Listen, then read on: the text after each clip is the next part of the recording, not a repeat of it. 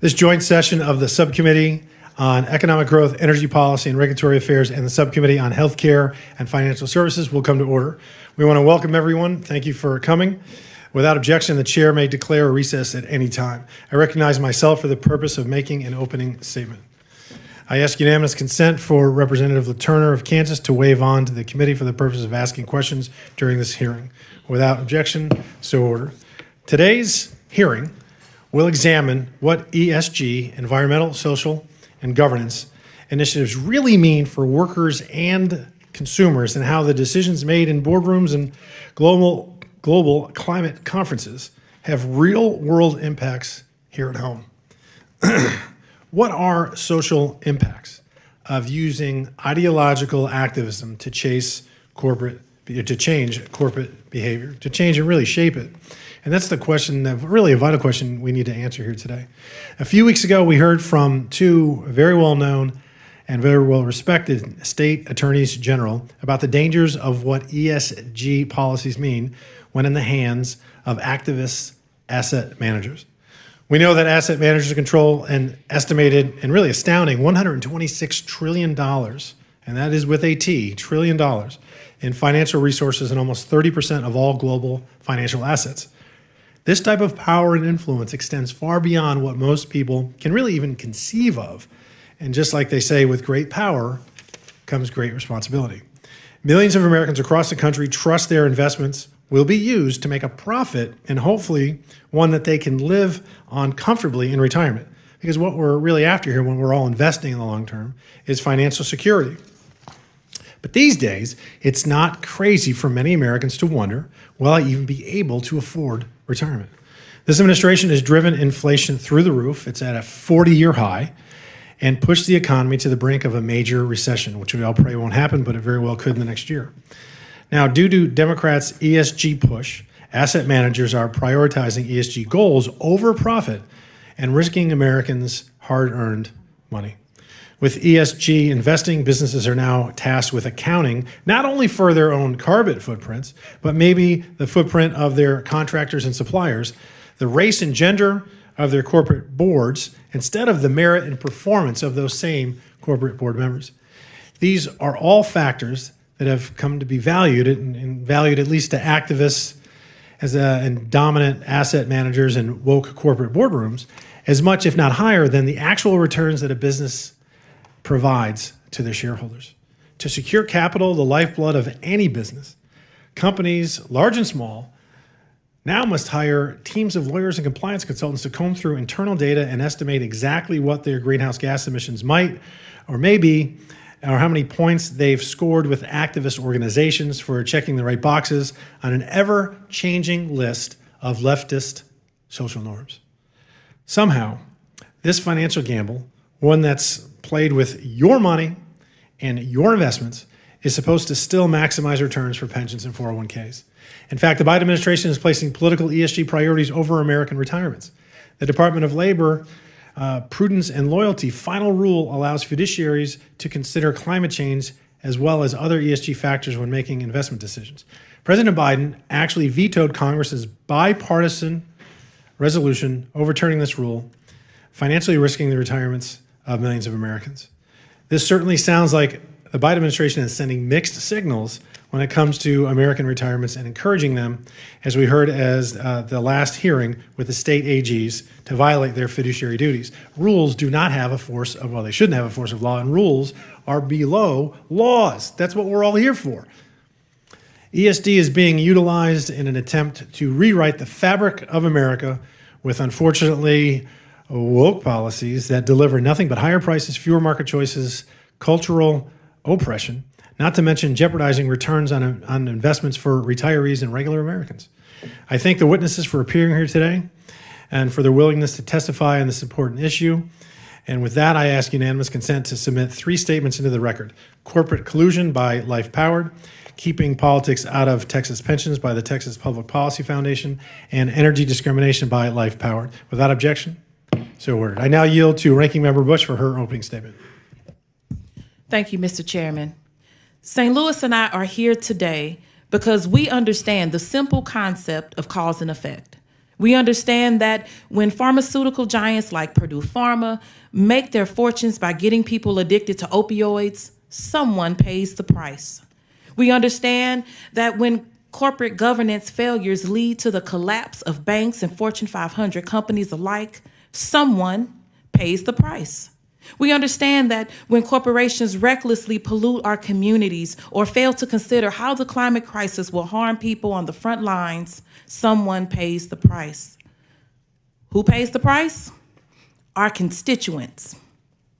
More specifically, it is our constituents who live in Black and brown communities. It is the children in my district who are suffering from some of the highest asthma rates in the country because corporate polluters put short-term profits over the needs of people. It is the families in East Palestine who paid the price when they had to flee their homes because railroad companies cut corner after corner, inevitably leading to adverse health outcomes and environmental ruin. It is our workers who entrust their livelihoods and their earnings with their employers, only to have those employers go bankrupt after years of mismanagement and self-dealing. It is our constituents who will pay the price with their retirement funds and investments if Republicans succeed in their attempts to restrict the public's access to data. Environmental, social, and governance elements, commonly known as ESG factors, have material and defining benefits on companies' bottom lines. Companies that face and responsibly address this reality carry less risk, both for themselves and for society overall. Companies that deny this reality and pretend their actions don't have consequences are not only delusional, they are dangerous. ESG principles are designed to protect investors, workers, and retirees from the financial risks of bad business practices by responsibly considering all available data about potential investments. Responsible investing depends on ESG data to facilitate prudent planning for long-term challenges. That's why Democrats are working to protect access to this data so that financial professionals and the public are free to make responsible and economically beneficial investment choices. For example, under the Biden-Harris administration, the Department of Labor finalized a rule reversing a Trump-era regulation that prevented retirement plan fiduciaries from considering ESG data when seeking to maximize investment returns for plan participants. The Securities and Exchange Commission is also working on rulemakings to require publicly traded companies to disclose climate risk information and make ESG disclosures more standardized, more consistent, and more reliable. The MAGA insurrectionist Republicans' political crusade against responsible investing is an attempt to manufacture a culture war and protect corporate special interests, all at the expense of taxpayers and their savings. For example, in 2021, Texas barred municipalities from contracting with banks that have ESG policies regarding fossil fuel and firearms companies. The move cost taxpayers an additional $300 to $500 million in interest in the first 8 months alone.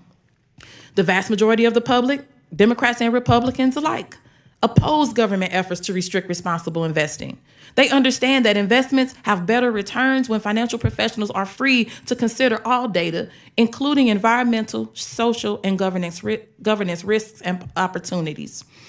Over the past few months, the GOP has made it clear that they have no problem putting the public in harm's way for political gain. In using the debt limit to take our economy hostage, they willingly risk the full faith and credit of the United States simply to push through politically unpopular policies that couldn't otherwise win the votes it needed. By attempting to prohibit responsible investing practices, they continue to risk the retirement security of hardworking people simply to protect corporate special interests that cannot attract investment on their own merits. To reiterate the clear message of our previous hearing on this topic, transparency and responsible management of environmental, social, and governance risks is the bare minimum we should expect of corporations, such as those that are headquartered in St. Louis, that bear a responsibility to the communities they touch and the people that invest in them. This access and freedom is just common sense, it's common decency, and smart business practice. Thank you, and I yield back. Thank you. I now yield to Chairwoman Lisa McLean of Healthcare and Financial Services Subcommittee for her opening statement. Thank you. Before I was in Congress, I actually was a financial services professional. I actually understand fiduciary responsibility and fiduciary duty. I understand what it's like to run a business because I didn't talk about it. I actually did it. I understand how important it is for those entrusted to manage the wealth of Americans across the country to protect that wealth and to work to grow that wealth for Americans. Yet today, that is simply not happening. Money managers' unrestricted ability to pursue ESG pledges without their clients' knowledge is doing the opposite. And I always scratch my head because I do agree with my colleague. We should have transparency. But if we're going to be transparent, let's really be transparent. What are we hiding? We shouldn't need to hide anything. So let's be transparent. It is not their money manager's job. It's not their job to pursue political agendas. It's their job to actually manage the accounts for return on investment. It's their job to invest their clients' money by putting their clients first and focus on rates of return. Again, it's not their job to instill their political agenda under the cloak of darkness, right? We want to be transparent without their clients' knowledge. And again, I ask, what are we hiding? In fact, it is their fiduciary responsibility to do just that. Yet we are seeing more and more instances of woke corporations importing European values over American values and hiding it. And they aren't even telling their clients about the financial risks associated with adapting these values. I mean, we want to be transparent. Let's be transparent with the risks. Even the so-called neutral non-ESG investment funds are increasingly voting for ESG resolutions, in some cases more so than ESG funds. And again, they're not telling their clients. Why? What are they hiding? Why is there a lack of transparency? Again, I have no idea what they're hiding. Well, it looks like they're hiding the ball because we all know that if the clients knew the truth, they wouldn't approve. That's why they have to hide it. The fact is that they are funding their woke agendas using Americans' hard-earned retirement savings without any accountability. Until now. I am for the freedom to invest your own money into the causes you, the client, actually believes in. But that's not what's happening here. Managers are investing your money in causes they believe in, and we are seeing real consequences for Americans' retirements. Americans' retirement assets were down nearly 15% last year. 15%. This includes state pension funds. State pension funds supports teachers, librarians, firefighters, and other public sector employees. Some states, such as Texas and Kansas, are actually getting in front of this by advancing laws that restrict investments that consider non-financial factors. Remember, they're in the financial sector. They should be focusing on financial factors like ESG for state pension funds. Unfortunately, the Biden administration recently issued a rule that makes the problem even worse. Now, plan fiduciaries that fall under the ERISA are empowered to consider ESG factors when selecting investments. I would be sarcastic. Well, I'm going to be sarcastic. ESG, does that mean they can empower themselves to consider any agenda they want? What if it was a pro-life agenda? That would be horrible, right? We would be all up in arms about that. And we'd want transparency, right? Well, what's good for the goose is good for the gander. The president voted a bipartisan congressional resolution actually overturning this rule. This is just one step in this administration's job to push ESG a more prominent role in a financial decision making. Today's hearing is a continuation of this committee's broader efforts to shed light on the long-term impacts of ESG's agenda. We are delivering accountability and transparency. I thank the witnesses for being here, and we look forward to your testimony. And with that, I yield to the chair. Thank you. I now yield to Ranking Member Katie Porter from California for her opening statement. Capitalism means economic freedom. It means choices. Here in America, when I go to buy a car, I don't have to buy the cheapest car. I can buy a minivan that's comfortable for my family of 4 and provides plenty of storage. In our capitalist system, I'm glad that I don't have anyone powerful telling me what I should like or what I should buy. If the product is safe for the marketplace, I can choose it. I'd like anyone here who thinks we should have less economic freedom to please raise their hand. Republican or Democrat, it seems like everyone is comfortable with letting consumers pick what they want, how they want, from a marketplace of responsible goods and services. So why are Republicans worked up about investors choosing to invest in a company based in part on its performance on environmental, social, or governance data? Republicans want to force Americans to pick our investments based on dollars and cents alone. That would limit economic freedom. Let's see if Republican limits on financial decision-making would give me more freedom if I used that same framework to buy a new car. I mentioned my minivan. Someday I need to trade one for a new one. I want one that's really fuel efficient. I also want one that's not country blue, because that is not cool. Let's say I go for the new car. I walk into a dealership in a state that has banned showing consumers any data or information other than financial info. Wow. To give me only the financial info, the dealer has had to cover up all the cars. I see a sign that shows me things like price and expected depreciation. But I can't see the color, the model, the fuel efficiency, whether it was made in America, because those are not directly related to its value. I'm struggling to figure out how to find the environmentally friendly minivan that I want without any fuel efficiency information. I would struggle to find a truck that was made in America, paying the highest cost for good workers in my district if they ban data on labor. Republicans say none of those things should matter to me. According to them, the cost alone should guide me to what I value. So I find a few covered up cars in my price range and I buy one that depreciates the slowest, because that's the only information that I have. I cross my fingers and I hope that I get the car that I value the most. I uncover the car to drive off the lot. I got a 3-row SUV that guzzles gas that was made in China. It's a color that I hate. I stayed within my budget and got an economically sensible vehicle, but I got nowhere close to what I wanted.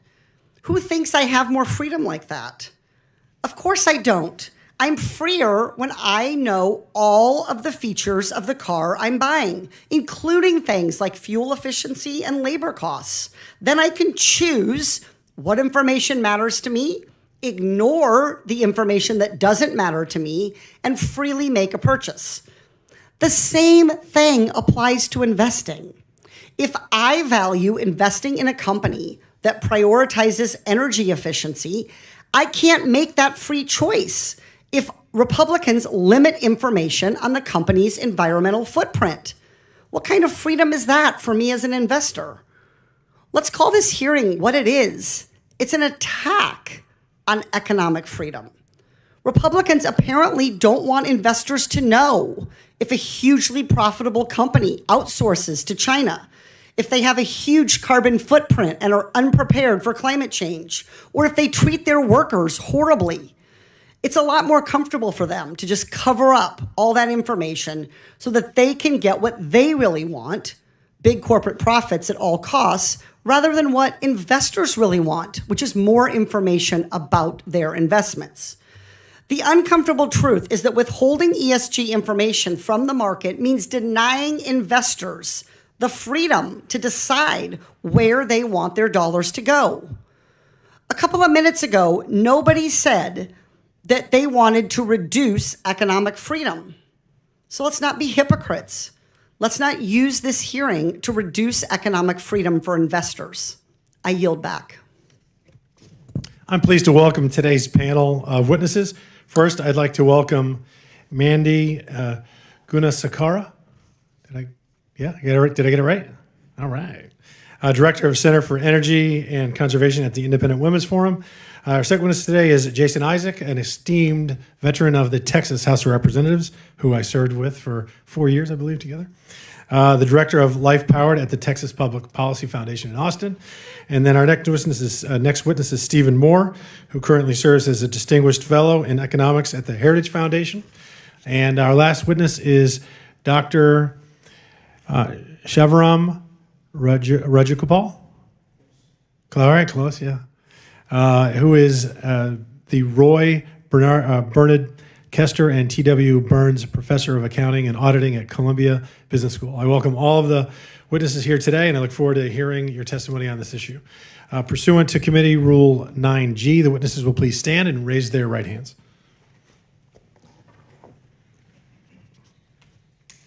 Do you solemnly swear or affirm that the testimony you're about to give will be the truth, the whole truth, and nothing but the truth, so help you God? Thank you. Let the record show that the witnesses all answered in the affirmative. We appreciate you all being here, and again, look forward to your testimony. Let me remind the witnesses that we have read your written statements, and they will be appearing in full in the hearing record. Please limit your oral testimony to 5 minutes. As a reminder, please press the little button on the microphone in front of you so that we can all hear you, and it will be green for 4 minutes, yellow for 1 minute, and then red. Zip it, wrap it up, finish that sentence, and let's move on down the line. Like a carrier landing, hit the cables.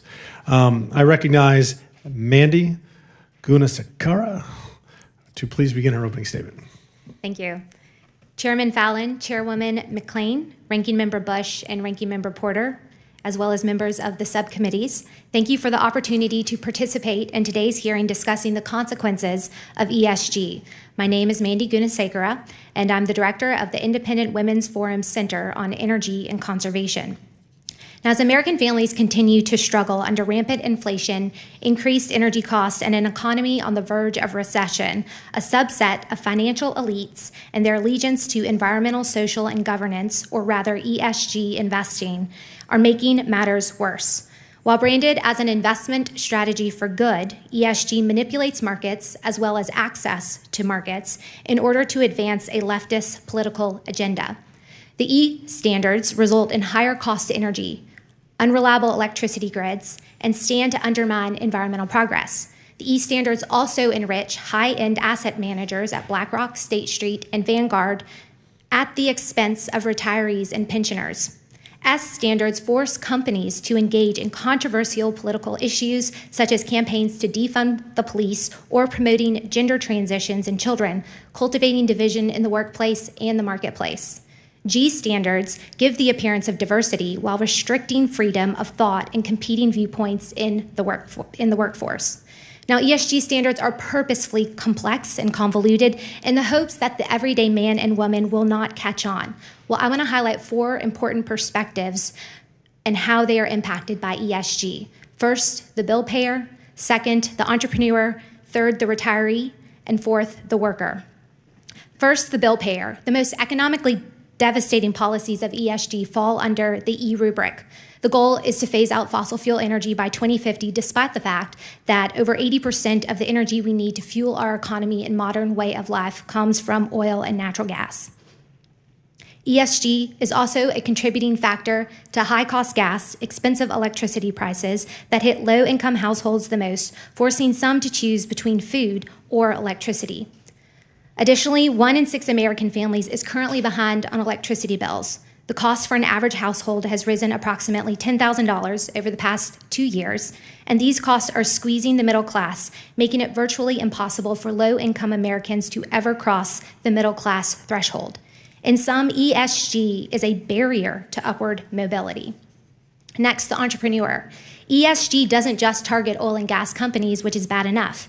It's also used by progressive activists to defund and constrain the growth of other politically disfavored, that is, politically disfavored from the left, companies, including firearms manufacturers and animal agriculture. These misguided efforts create a range of perverse outcomes beyond lost jobs and economic growth to companies deemed bad by ESG standards. It makes the realization of the American dream contingent on acquiescing to the demands of the woke left. Next, there's the retirees and the pensioners, asset managers at BlackRock, Vanguard, and State Street, which collectively manage over $21 trillion, including a large portion of US-based retirement funds subscribe to ESG. Numerous reports have found that ESG funds consistently perform worse than non-ESG funds, producing lower returns for the retirees and the pensioners that have been planning for them. And even though the retirees and the pensioners are losing out, the high-end financial advisors at these investment houses are making bank. They get paid their premium fees no matter what, and essentially have nothing to lose. Finally, the worker. Some analysts have found that oppressive governance policies that prioritize checking superficial boxes results in decreased viewpoint diversity. It forces employees to curb free speech and to stay silent on matters of which they fundamentally disagree. Also concerning are some companies will incorporate diversity language solely for marketing benefits, undermining actual progress in the workplace. Now, by design, ESG has been developed to achieve leftist goals that have failed to gain traction in Congress and state legislatures and are increasingly being shut down by the courts. It's designed to circumvent the role of voters, to circumvent the democratic process, and to use the might of the financial sector to force Americans into accepting an agenda of which the majority disagree. As awareness of ESG increases, so too does the opposition. So I thank the subcommittee for the opportunity to testify today and your willingness to educate the public on what ESG is and its harmful downstream effects. I look forward to your questions. Thank you. I don't think this is your first time. You landed almost exactly at 5 minutes. Thank you very much. Very well done. Chair recognizes Mr. Jason Isaac for his 5 minutes. Thank you, Mr. Chairman. Members, again, I'm Jason Isaac. I'm the director of Life Powered, a national initiative of the Texas Public Policy Foundation to raise America's energy IQ. And I live a high carbon lifestyle. And I think the rest of the world should too. It's truly where you have human flourishing. Look back to 2019 and then candidate for president, the first ever candidate on the face of the earth to run as a net zero candidate, ran and was elected as president of Sri Lanka. In 2020, he began his efforts to decarbonize. At the time, Sri Lanka was a near perfect ESG rated country, 98 out of 100, one of the highest ESG rated countries on the face of the earth. And he began to implement his ESG policies, which might be better known as everyone's suffering guaranteed, or what it does to energy and food, makes it expensive, scarce, and government controlled. But in 2020, he made his push towards net zero and pushed it onto the people of Sri Lanka that were once prospering, that were actually exporting food and other commodities around the world, lifting them up to prosperity for the first time in their existence. And he banned the use and importation of nitrogen-based fertilizers. That resulted in a 40% decrease in food production, an 80% increase in cost. And today, 9 in 10 families in Sri Lanka are facing hunger every single day, making energy and food expensive, scarce, and government controlled. Now, in 2019, shortly after I joined the foundation, I was visiting with some energy producers, and they were telling me stories about how they were having trouble getting access to capital because they produce oil and gas.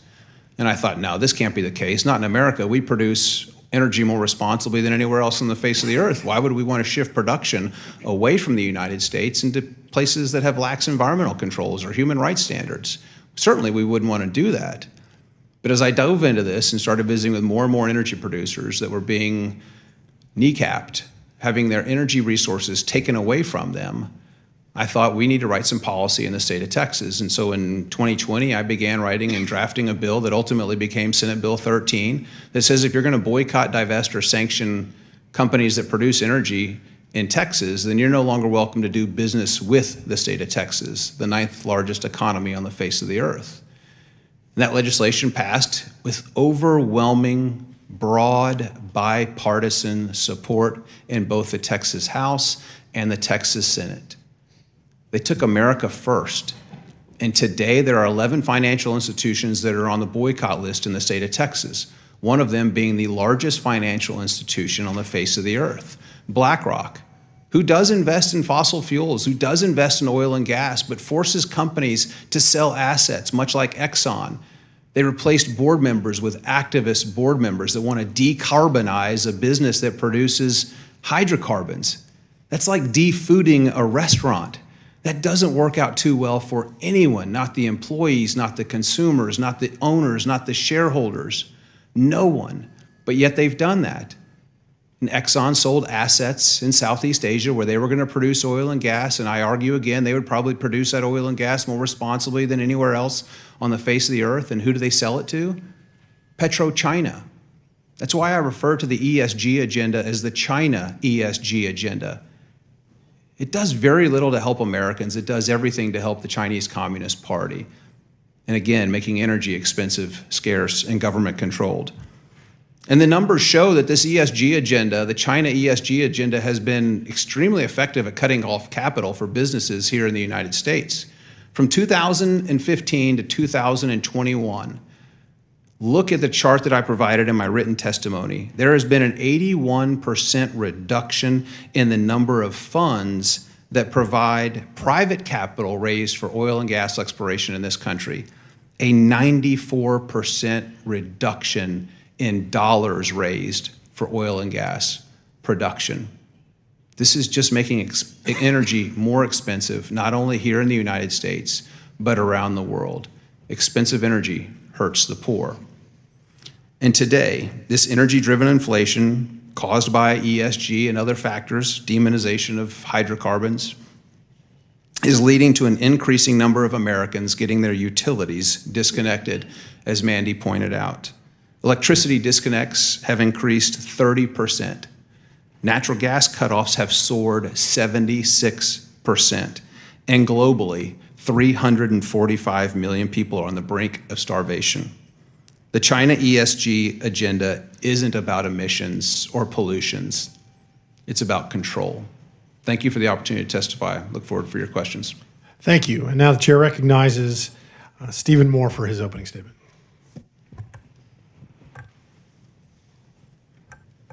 Is that on? Make One it more. run. There you go. Yeah, it's on. Can you hear me now? Okay. Mr. Chairman, thank you so much for allowing me to testify. I just have, by the way, in conjunction with the truth in testimony, I do not take government money, and none of the organizations I work for take government money. I want to just make 4 or 5 quick points. Number one, ESG is surprisingly prevalent in the U.S. Investment industry today. We just completed a study that's been widely covered in the Wall Street Journal and others that looked at the 40 largest investment firms in America, every company from BlackRock to Charles Schwab to Fidelity, Vanguard, and so on. And these firms have literally trillions, maybe even tens of trillions of dollars assets under their management. And what we found was that we looked at of the thousands and thousands of shareholder resolutions, these companies are basically doing proxy voting based on their clients' money. And out of the thousands of proxy votes, we looked at what we considered to be the 50 most invasive and the 50 most harmful to the company. And by the way, all of these were opposed by the management of the companies. And what we found is that in most cases, these large fiduciaries were actually voting for these resolutions, even though they were contrary to the interests of the shareholders. That's a big problem, and it has to change. So it's highly prevalent, and the majority of the companies are doing it. The name of that study, by the way, is called Putting Politics Over Pensions, and it's ripping off America's savers and America's retirees. The second point I want to make is that this is when fiduciary companies are voting for these ESG resolutions, they are violating their fiduciary because these are not in the interest of shareholders. And so if you look at my testimony, I'm not going to get into these studies now, but the predominant number of studies show that ESG investing underperforms the market. And by the way, this is not a controversial point. This is the truth. One of the Congresswoman earlier talked about, there's also, social investing has been around for 50 or 60 years. There are pro-life funds, there are anti-pro-life funds, there are pro-gun funds, there are funds for every single kind of cause. And by the way, I am very much in favor of people being able to make their own decisions about how they want to invest their money. If people want to invest in ESG, I have no problem with that whatsoever. I'm talking about fiduciaries doing this without the knowledge of their clients. And so what we found is that the predominant numbers of studies show an underperformance, which means this is costing people retirement income.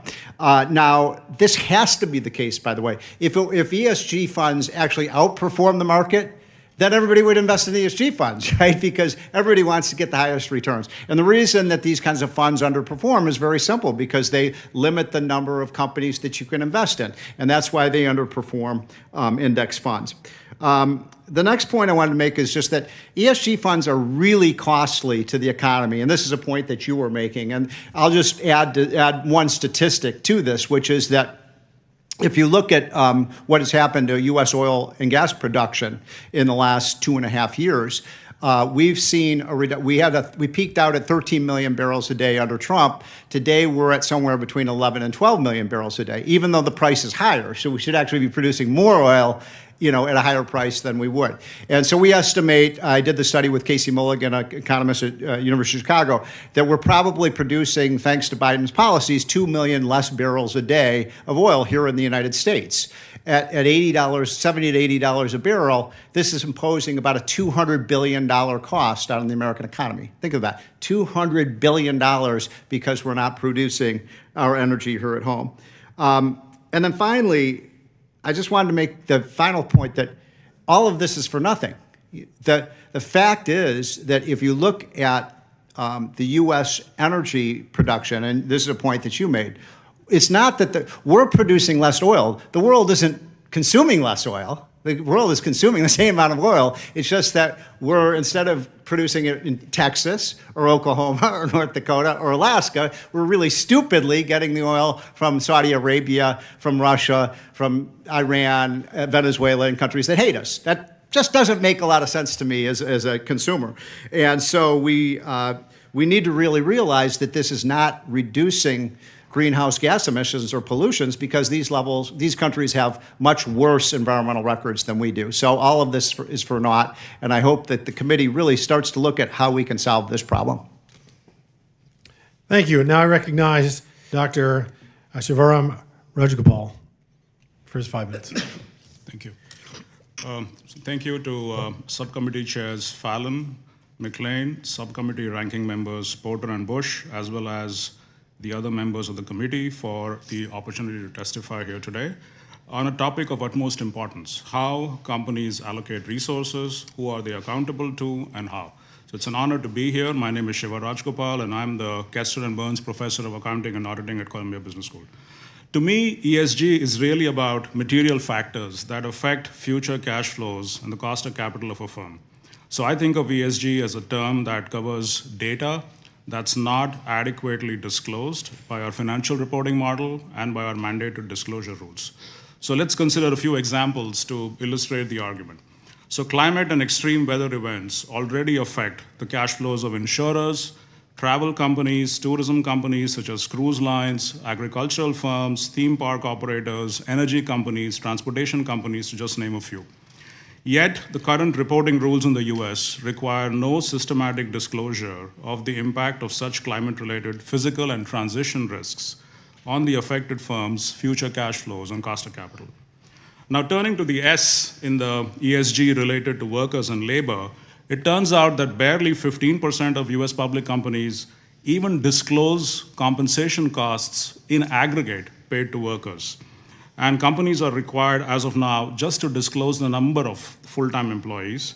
We rarely see them talk about part-time employees, contractors, compensation paid to these workers, let alone important information about employee tenure, abnormal turnover, training, gender, age composition of the workforce, and how much of these operations are outsourced or conducted via other contractors. An appreciation of the firm's workforce would actually enable an investor to get a better sense for the corporate culture, the quality of human capital in the company, which has been shown to be robustly associated with several aspects of value creation of a firm, including productivity, ethical behavior, compliance, and innovation. Now let's talk about another S, which relates to the taxes a company pays and the grants and subsidies that it gets, and the conditions associated with earning of these grants and subsidies, such as, say, the minimum number of jobs that a firm needs to create for such assistance. Corporate disclosures in this area are vague and sketchy at best. In fact, some of my research shows that the expected payoff to $1 of lobbying for a firm far exceeds the expected payoff to, say, $1 of R&D investment. Yet there's virtually no disclosure of the extent and the scope of lobbying activity that a firm undertakes. And let's talk a little bit about the G, or the corporate governance of a firm. To me, that describes the process of assessing what the CEO has done with the shareholder capital, natural capital, human capital, and the taxpayer resources entrusted to such a CEO by shareholders, society, workers, and taxpayers. However, as mentioned before, the data available to assess how well the CEO has delivered a return on these sources of capital is often missing or vague. Even CEO compensation disclosures don't fully reveal whether shareholders actually got the so-called pay for performance that a lot of proxy statements talk about. So to me, ESG, in essence, is a free market, organic, investor-driven movement to ask firms to disclose more information about the described factors associated with their future cash flows or cost of capital. In fact, I would argue investors would be derelict of their fiduciary responsibility to their stakeholders if they did not consider the material factors while making that investment decision. Prohibiting consideration of material ESG factors simply interferes with the provision of data to make asset prices efficient, so such that markets can price these risks and returns. In fact, there is evidence to suggest that the substantial losses will be incurred by the constituents of states such as Texas, where legislation that infringes on the public pension's freedom to invest have been passed in recent months. In closing, I want to reiterate that investors and asset managers cannot afford to ignore financial risks, material financial risks, posed by overlooking material ESG data that's relevant to understanding a firm's future cash flows and risks of stocks, bonds, and other assets. So thank you again for listening to my testimony, and I look forward to your questions. Thank you very much to all the witnesses. I now recognize myself for 5 minutes of questions. Mr. Moore, when it comes to managing retirements and investing, do investors, money managers legally owe a fiduciary duty to their clients under federal law? So this is a really important point, and I want to make sure in this hearing we're not talking. I just want to make sure that we're not talking past each other. ESG funds are fine. If people want to invest their money in ESG funds, Congresswoman, I couldn't have said it better than you did. I mean, it's a free country.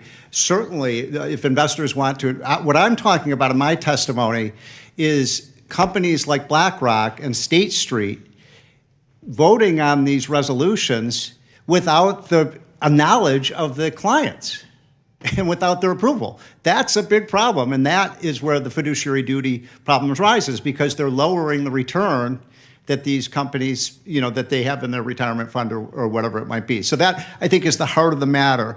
One other just quick thing. When it comes to risk, of course there's risk with climate change. But you know what? There's a risk of running out of energy, right? I mean, look at what's happened in California where you have brownouts or blackouts. That risk, you could make the case is 5 times greater than the risk of, what the planet's temperature is going to be 100 years from now. So we have to balance these risks in a way that I think is best for the economy and best for the investor. So what you're saying is if the person that's investing has knowledge that the investment firm that they're entrusting their money with knows about the fact that they're using an ESG score, that's not limiting anybody's economic freedom, right?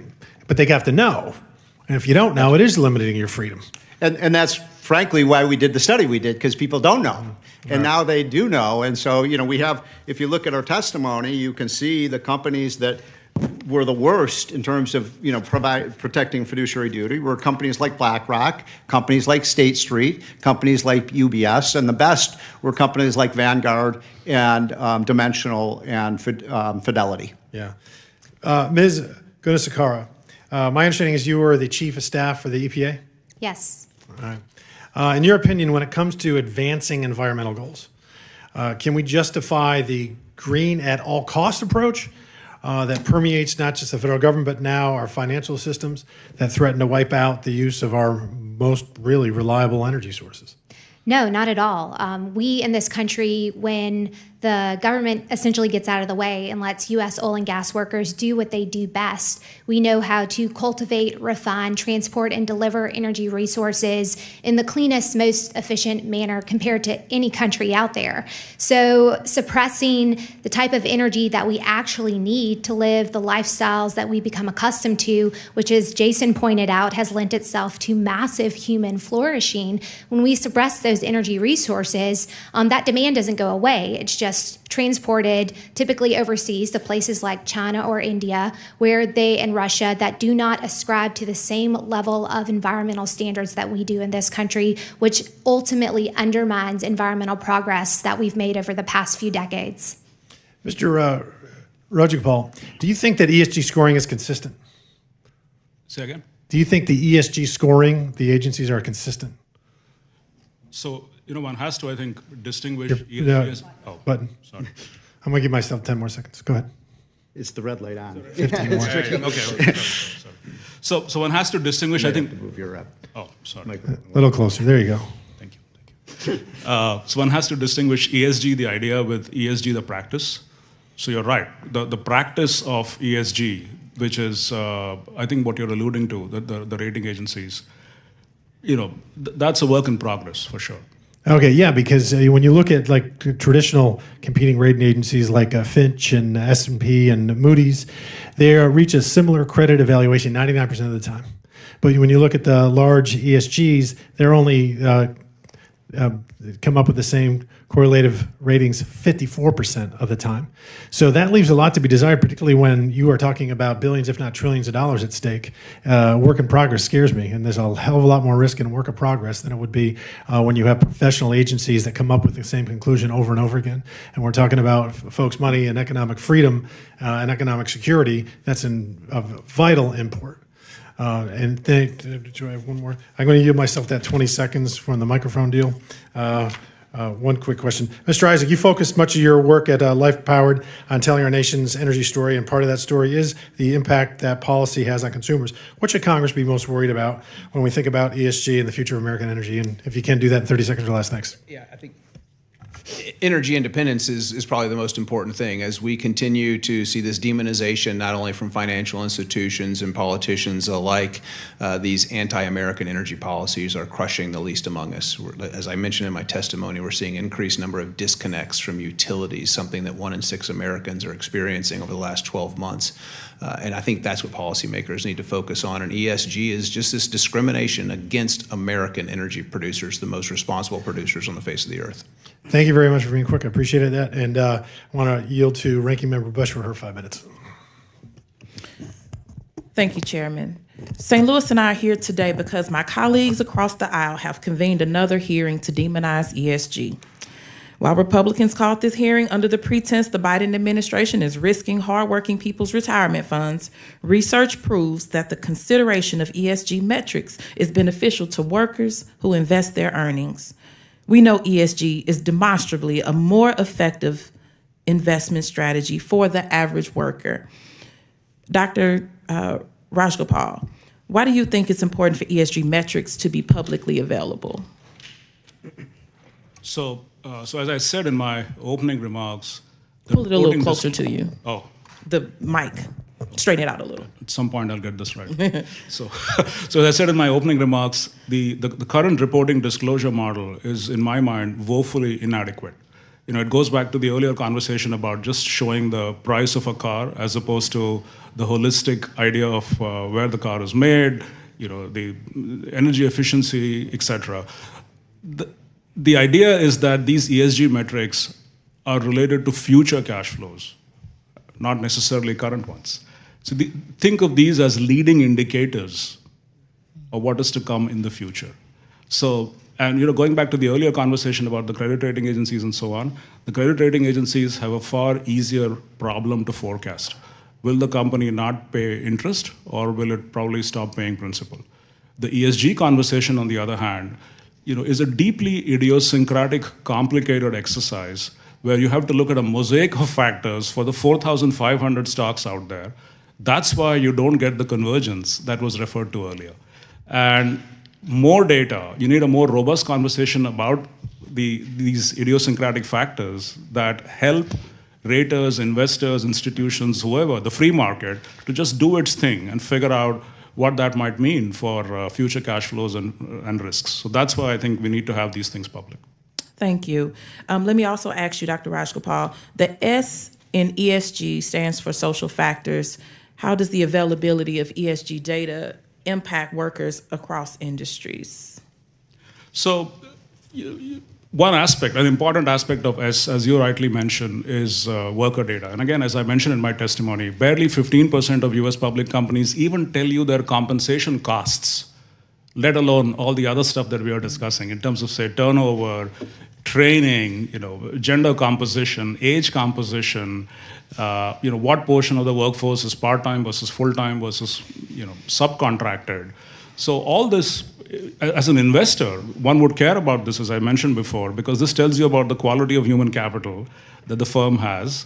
And I think there's no dispute that there's a strong association with the quality of human capital you have and your outcomes such as productivity, innovation, etc., which again affect future cash flows of the company.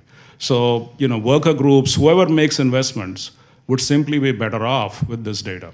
Right now, it's opaque, sketchy, I would say almost non-existent. Yes. Thank you for those insights. Corporate transparency is a priority. We know that adherence to ESG principles protects workers and protects our communities. I ask unanimous consent to enter a Washington Post op-ed by David Weber on protecting public pension investments. Mr. Chairman. Without objection to order.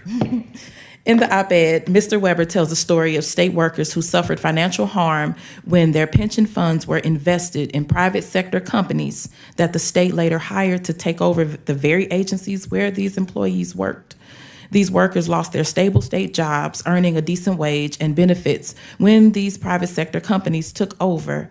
In some cases, the private companies then rehired the workers at lower wages with fewer benefits. This type of anti-worker privatization has negatively affected teachers, school bus drivers, janitors, firefighters, and more.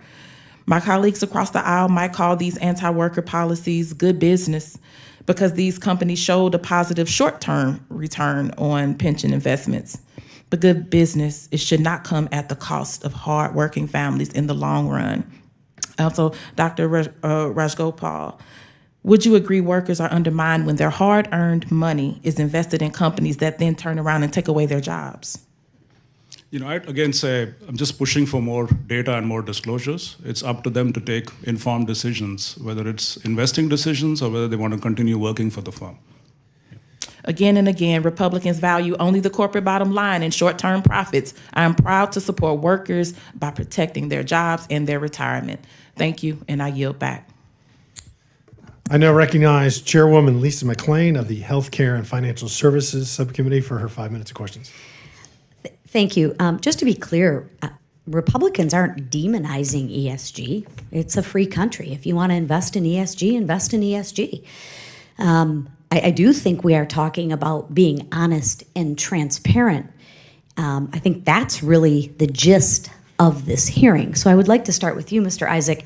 In your written testimony, you tell a story about how a Credit Suisse pressured a client to make a positive public statement about the Paris Climate Accord in return for facilitating their transaction. Is that correct? Yeah, I've got a copy of the actual text from the email here that Credit Suisse First Boston was enticing, coercing, forcing this business entrepreneur that if they wanted to do a business transaction, if they wanted to fund another business to create more opportunities, to create more jobs, that they were concerned about his social media and that he needed to tweet some things. And I was most concerned with their alignment with Paris. This body, the United States Congress, has not ratified the Paris Treaty. It is not the law of the land here in the United States, but to force an American entrepreneur to admit that his company will comply with that is just mind-blowing to me. But they put it in writing in order to complete a transaction. Can you who is they? This Do we is have the names that Global go- Energy and Transition. But is this the person I'm looking for, like Susie Smith? Do we have a name associated with this? Because this is amazing to me. Yeah, it is the Credit Suisse First Boston. I would imagine now former, because of their collapse that they experienced. And I don't have a name. It's the chairman of Global Energy and Transition. I mean, that's pretty aggressive to me. Yeah, and to list 4 bullet points. I mean, of could things you for this imagine entrepreneur if to this tweet. was some other function other than ESG? We would be going wild right now. Absolutely, it's been the knee. Yeah, it's, again, I'm not really sure that that's the fund manager's job. But at any rate, I'd like to ask another question. Who exactly enforces ESG compliance at these companies? That's arbitrary. There's multiple different companies that do ESG ratings, and as you and Chairman Fallon have alluded to, the ratings vary by company. You'll see Chevron with an A rating from one company, a C, and then an F from another. Perhaps, do you think it has something to do with maybe coercions if they It's tweet absolutely- positively or negatively? Yeah, the climate cartel is at full work, and that's Right. why companies like FTX had no board. They did not have a governing board, but had a higher ESG rating than ExxonMobil. Interesting. Where we know Don't the let the story of facts get in the way of a FTX good now. story. Are these ESG compliance officers, so to speak, is it an internal to the company or are there outside groups that they're coordinating with? No, you look at companies like ISS, the Investor Shareholder Services, and Glass Lewis. These are two brought to the duopoly of proxy voting firms that control over 90% of the market, have become major ESG promoters. So these are the companies that are actually voting the shares for the largest institutional investors, which 19 of the largest 20 institutional investors are public pensions. And ISS and Glass Lewis are voting their shares and aligning with their personal ESG political agenda. Okay. I'm going to switch gears for one moment because I want to piggyback and stick with the facts because, again, return on investment is supposed to be factual. There's risk mitigators in there, right? It's not an ideal or ideology. One of my colleagues earlier said that ESG is a more efficient investment strategy. Mr. Moore, would you like to comment on that? Because I would think it's the opposite. In fact, the data that I show is ESG is not a more efficient strategy. Do you have any comments on that?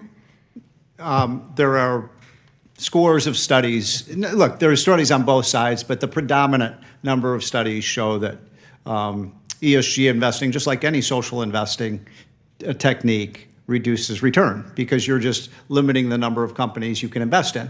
And so let me just give you one little Please. example. What do you think was the top returning industry of the Fortune 500 last year? Oil and gas. Guess what the ESG companies did? They divested in oil and gas as their stocks went way up. Now, oil and gas isn't doing so well this year. I mean, so you can always cherry pick the data, but over time, these social investment return, ESG policies reduce returns to the shareholders. And that can mean, look, I can't tell you how many people I've heard from since we did our study saying, look, this is my retirement money. I've worked my whole life to, maybe buy a home in Florida or Arizona when I retire, and this is costing me thousands of dollars. And so people are upset about it, and they're upset that they didn't even know about it. And therein lies the problem. Just be honest. And I'm going to say it again. If you want to invest in ESG companies, by all means, you have every right to do so. but let's just be honest and transparent. Thank you. Okay. No, she didn't. All right. Chair recognizes Ms. Brown from Ohio. Thank you, Mr. Chairman. Once again, we sit here in this hearing room, wasting our time, our constituents' time, and the nation's time, discussing a Republican manufactured crisis. Our last hearing in this subcommittee was focused on the Republican narrative of gaslighting people about a ban on gas stoves. And here we are again, now discussing a real Republican attempt to ban information and the freedom to choose how to invest your savings. As I said during our last hearing on environmental, social, and governance investing, ESG is a critical tool that businesses use to make financially smart investments. This type of investing emphasizes corporate models that are both financially smart and socially good, which is truly a win-win. Investment companies and asset managers developed ESG factors for responsible investing to attract financial backers and better assess long-term risk from challenges like climate change. ESG is not a liberal conspiracy. It's common sense, which apparently isn't so common these days. Nevertheless, Dr. Rajagopal, how do investors and asset managers, or why do investors and asset managers want to consider ESG factors? So the question is, how do they consider it? Sorry. How do they consider it? Is that And why? How do they, yeah. So, and why? So let's kind of go back to the fiduciary discussion that we had. You know, as a fiduciary, if there's a robust body of science that raises potential risks, let's say climate as an example, at the very least, I think it's your responsibility to look at those things. You might decide what you want to, but at least you have to look at them. It would be the first premise. And second, you know, lots of comments have been made about how ESG funds underperform and so on. You want to look at specific aspects of the E and the S and the G. That's where the action is. It's not, you know, running regressions of ratings, et cetera, on returns. So if you want to look at S, quality of the workforce. If you want to look at G, are CEOs overpaid? What's the composition of the board? How many insiders do you have? When was the board appointed? You know, if you want to look at specific aspects of E, we can talk about physical and transition risks. So that to me is the way to think about the investments you have and look at the mosaic of factors. To me, it's no different from, say, accounting risk. One of the issues that's often not considered carefully in this ESG doesn't correlate to performance debate is that ESG is a lot about tail risk. What does tail risk mean? To me, it's like accounting fraud. Maybe 5% of your portfolio companies probably have some probability of going through an accounting fraud. But if they do, it's going to wipe out the principal, and that principal is going to wipe off years of returns. So think of ESG as a way to think about the tail risk associated with future cash flows of the stocks that you hold if you're a fiduciary. So hopefully that gives you some granularity. And That's helpful. So yes or no, do you think the use of ESG data is politically motivated? it can be, but it need not be. Yes or no? Would you say that the banning of ESG data is politically motivated? I think it's regrettable. You should just let the free market decide what it wants to. Markets can't be efficient if you stop access to data. Thank you. Well, unfortunately, my colleagues on the other side of the aisle throw out their support of free market principles when it doesn't fit their narrative. Apparently, recent abortion and book bans have not satisfied Republicans, so now they're moving to ban basic logic and data and interfering in the private market. It is truly disheartening to see my colleagues do everything they can to drag even the most commonplace issues into their manufactured culture wars. So let me close by saying this. Transparency, information access, facts, and truth are not conspiracies or a political agenda. And with that, I yield back. Chair recognizes Mr. Grothman from Wisconsin. Yeah, we're focusing here on funds, but obviously the funds are made up of many individual businesses, right?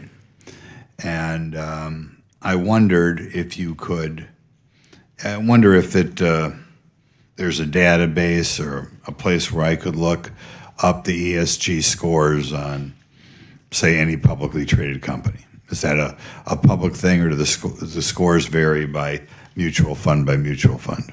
Yeah, the scores are going to vary, but I know Schwab has a tool that shows ESG ratings. We had a piece published within the Texas Public Policy Foundation that showed that an American business that owns minerals, that's all they own is minerals in the United States, actually had a lower ESG rating than 3 Chinese companies, one of which has coal in the name. The China Coal Energy Company has a higher ESG rating than an American. Why is that?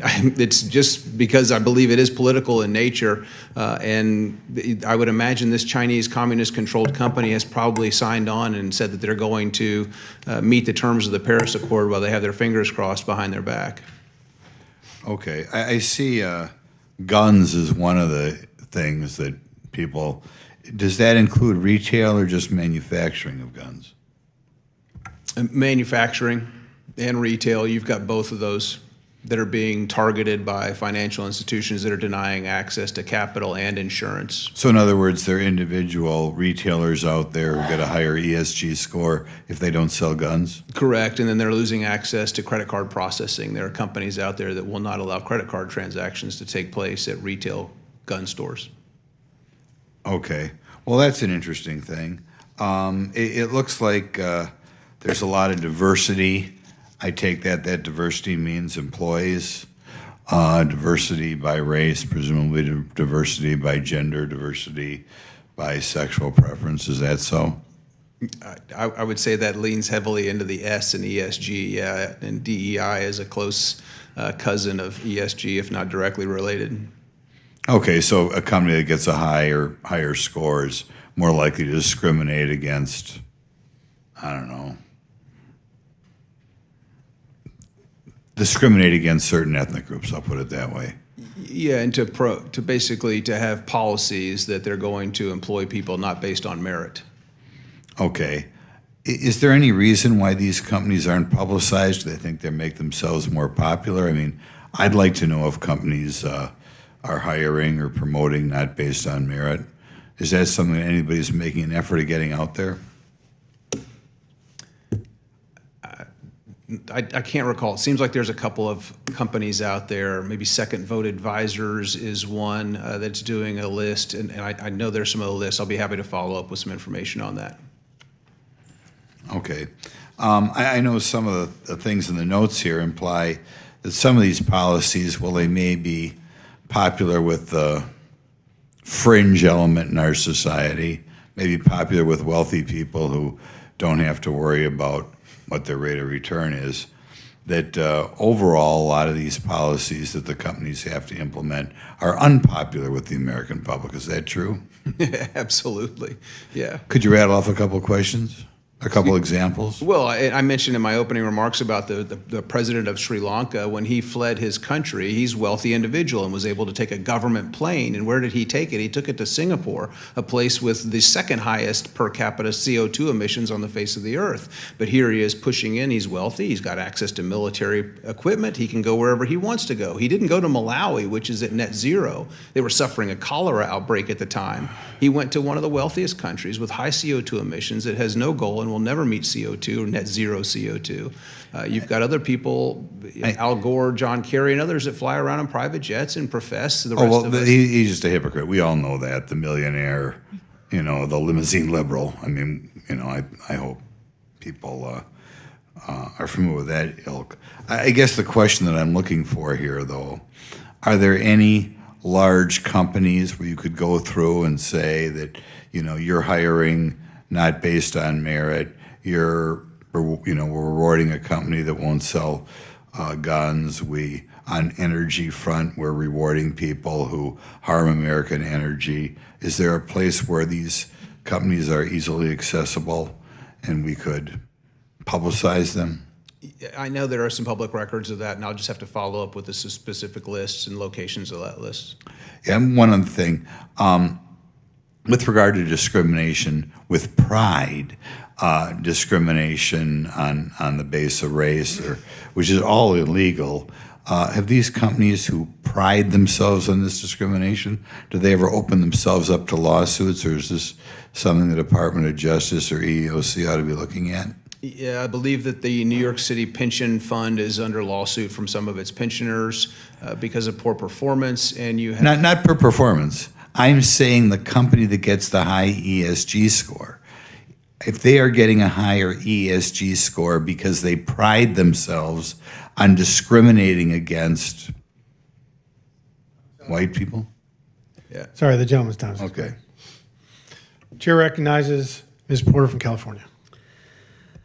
Dr. Rajgopal, first, can you straighten your microphone out? Let me just be very clear. Bend it like this so it's dead straight towards your mouth. Thank you. As far as I can tell, and I'm really on the struggle bus here, what Republicans seem to want is they don't want companies or investment managers to use ESG. Why? Ask them. I don't know.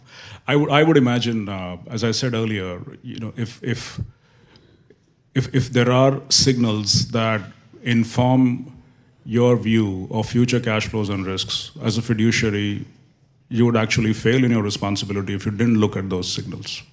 Right. So, investment managers have fiduciary duties to make good investments. If they find ESG useful, then they find ESG useful. And if you disagree with them and you think they're mismanaging your money, sue them. What am I missing here? Or short the stock. You don't even have to sue them, right? If you have a view that just short the stock, make money, you can be an activist, right? That's how capital markets work, and that's where the discipline comes from. Right. So I'm really struggling here to understand what Republicans want to have happen. Are they, from your understanding here, it seems like what they want is they want companies to do things that they like. I too, by the way, would like companies to do things that I like. And I sometimes choose to invest in companies whose practices I like more. But Ms. McClain, my colleague on the other side of the aisle, is saying that if companies want to use ESG, they should be free to do it. Did you hear her say that? I thought so, yeah. Then what is the point of this hearing? I'm with Ms. McClain. I think companies should be free to decide for themselves whether ESG practices are beneficial to their bottom line and their business model and help them attract customers or don't. I too think that asset managers should be free to decide that ESG data helps them make good valuation decisions and good investment decisions. And if they don't, they should be able to ignore it. I can't believe this is part two of when part one was actually the stupidest hearing I've ever been to. And now we're having a part two. Please, God, let there not be a part three. Dr. Rajgopal, is it better for pension fund managers to have more options for investing people's retirement savings, or is it better if they have fewer options? More, obviously. What is a pension fund manager's primary responsibility? To make sure that they can deliver a return commensurate with the pension benefits that have actually been promised to their workers. Great. Will limiting pension fund managers' investment options increase retirement savings? Not that I can think of. But and by the way, you are not just thinking about it. The Kansas Division of Budget did a study. They found that limiting pension fund managers' investment options would cost the retirement system $3.6 billion in reduced returns over 10 years. When we cut off companies and asset managers from choices, investors lose money. We are sacrificing the freedom to invest, and we are all poorer. We're poorer because we have fewer choices, and we're literally poorer because we have lower returns. In 2021, the Texas state government passed a law prohibiting municipalities from signing loans with banks that they believe boycott fossil fuel companies, I believe also guns. Is it better for municipalities to have more options for loans or fewer options for loans? It's a simple supply-demand kind of issue. If you cut off a few suppliers of a product or a service, and if demand stays constant, the price of that good or service goes up. Thank you. I yield back. I literally am out of ideas here, Mr. Fallon. I appreciate the extra time. Chair recognizes Ms. Norton from Washington, D.C. Thank you, Mr. Chairman. This hearing highlights the partisan divide over what information investors should have access to when making financial investments. I think we all understand that. My Democratic colleagues and I believe that investors should be free to make their own choices using available data. We think workers seeking to invest in their futures should have the information they need to make evidence-based decisions. My Republican colleagues want to restrict investors to certain types of investments that show short-term profitability by withholding data on the long-term financial sustainability of a company. The issue at stake today is whether individuals and families will have the freedom to invest responsibly by considering all relevant factors in making investment decisions, including environmental, social, and governance principles. Mr. Rajgopal, how does considering ESG offer more choices to investors? So if you were to just go by what an income statement or a balance sheet or the footnotes of a financial statement tell you, you would perhaps not have a full appreciation for all the risk factors related to the future sales, future costs, and future earnings of a company. So that's what ESG gives you. Well, Mr. Rajapal, would you agree that restricting the consideration of ESG data also restricts the ability of investors to make choices? I fully agree. During the last ESG hearing, Illinois Treasurer Michael Fredericks made a compelling case that short-term profit should not necessarily be the principal factor for making investment decisions. For example, Purdue Pharma's financial returns showed a very profitable company earning billions of dollars. Purdue, however, eventually went bankrupt because they made those profits by manufacturing an opioid epidemic, resulting in numerous lawsuits and contributing to hundreds of thousands of deaths across this nation. The inherent risk in a company that sells a product that kills a considerable percentage of its consumers through drug overdoses seems like a very relevant factor to consider for making investments. If Republicans had their way, investors would not be able to consider such risks. So, Mr. Rajapal, when Purdue Pharma filed for bankruptcy, how did that affect its investors? They lost all their money. They lost their principal. That's clear and simple. Mr. Rajapal, should asset managers have been able to choose whether to consider the inherent risk associated with investing in Purdue because of the opioid epidemic? Absolutely. I mean, any good analyst should have asked these questions. Yeah. Well, Democrats are for transparency and against limiting what data families and investors can consider in investment decisions. I yield back the balance of my time. Chair recognizes Ms. Oh, there she is. Perfect timing. From New Mexico for her 5 minutes. Thank you, Mr. Chairman, and I want to say thank you to all of our witnesses for being here today. I'm delighted to have a second opportunity today to talk about sustainable investing, but I do have to say that I am a little perplexed about why we're having exactly the same hearing that we had just 4 weeks ago. And I think what is particularly strange to me about this hearing is that we already established a few weeks ago that the topic that we're here to discuss today and the attacks on ESG investing are wildly out of step with the American people, with American corporations, with the market, and with our basic freedoms as Americans. You know, I think it's clear to say that, and I think we've heard today in the rhetoric, that this is yet another crusade in the culture wars against American freedom, but, you know, quite strangely against the market itself.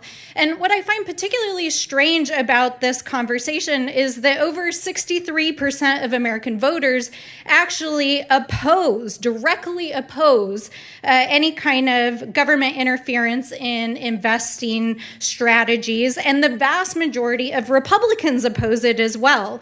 And, you know, when you look at the bigger picture, when you look at what the American people are actually asking Congress to do, asking businesses and the private sector to do, almost 70% of Americans are in support of actions to address climate change, to transition to a clean energy economy.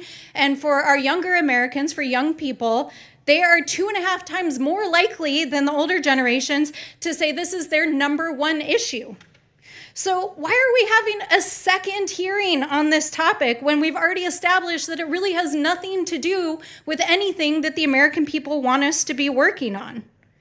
But, you know, I think it's a good opportunity to talk about the things that we do care about, which is climate action. That is what the American people are asking us to do. And in fact, that is what Democrats did this last year when we passed the Inflation Reduction Act, which we've said time and time again is not only the most significant investment in climate action that this country has ever taken, it's the most significant action on climate change that any country has ever taken in the history of the world.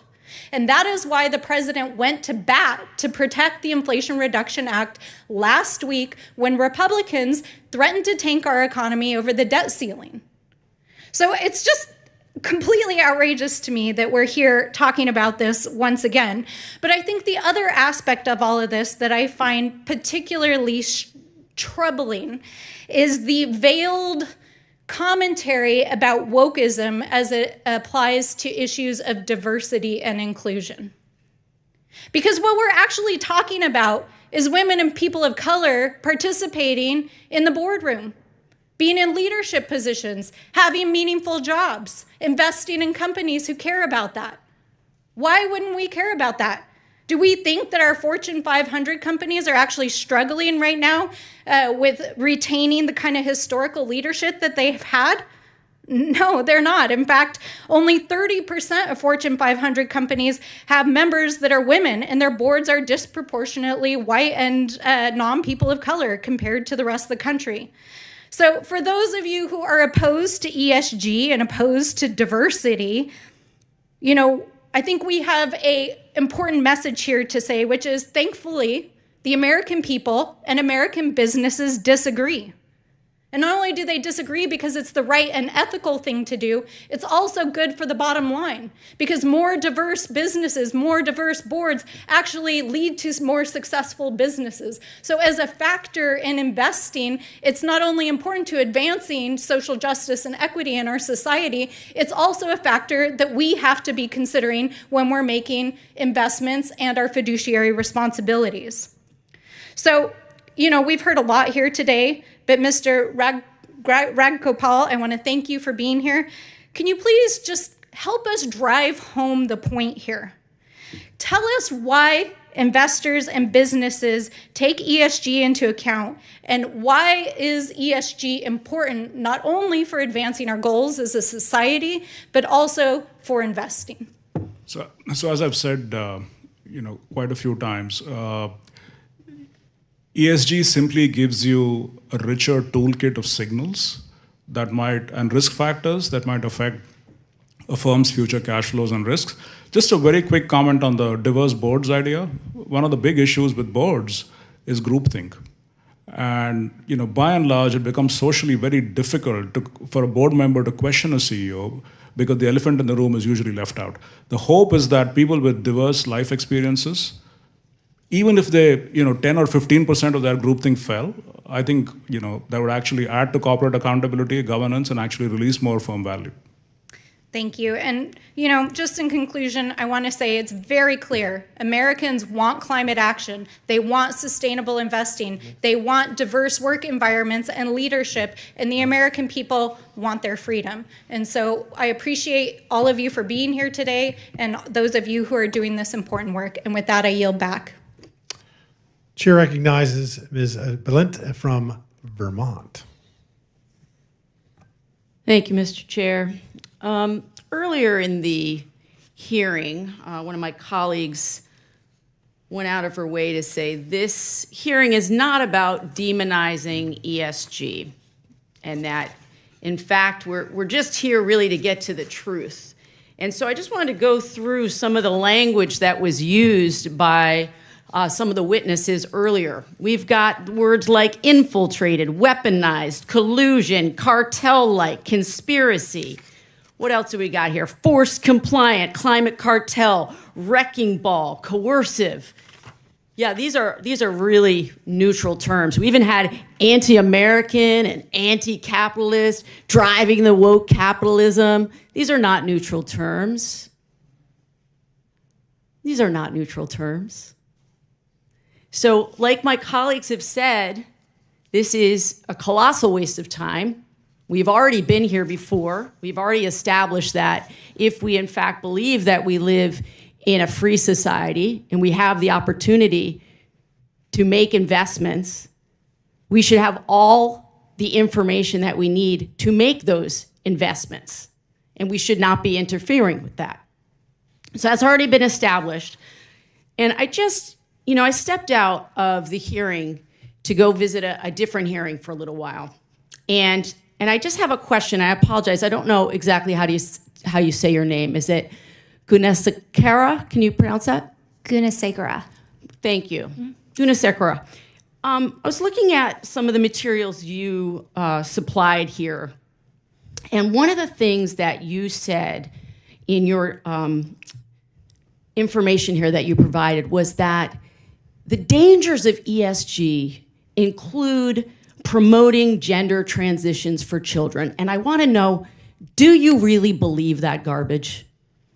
It's not about a believing, it's a matter of fact. So you believe that investing strategies are actually a secret, it's weaponized to support and promote gender transition for children. I just want to, is essentially that what you're saying? Or do you just use it as another opportunity to beat up on children?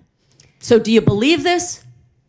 I'm not the one beating up on children. It's the people who are promoting gender transitions in children that are potentially harming them. Well, so let me tell you, if I could, let me tell you where I stepped out. And this is why I'm bringing it up. I stepped out to sit down with parents of trans kids from states that have come after their kids, and now their kids can't get the level of care that they deserve and need. And they literally said, when you leave this room, could you please, the next time you're in a room with someone bringing up yet again our children and our families as some kind of boogeyman, that you will actually stand up for us. And literally, I didn't think it would take less than a half hour. I left that hearing, here I am. I didn't know I would have such an opportunity. But it feels like every single hearing that I am in, whether it is in oversight or whether it is in budget or whether it is in a subcommittee, somehow the witnesses find a way to bring in trans children into whatever conversation we're trying to have here. And all I will say before I finish is, if you are a parent or you know parents that you love, I want you to think really carefully about whether you think those parents are making decisions for their children that are not in their children's best interest. That's what we're talking about here. I don't think it has any place in this hearing on investments to once again be beating up on Americans and their children. I yield back my time. I don't think it has any place in investing. And frankly, the problem is this isn't about a choice. Yeah, okay. Yield back my time. Okay. My time.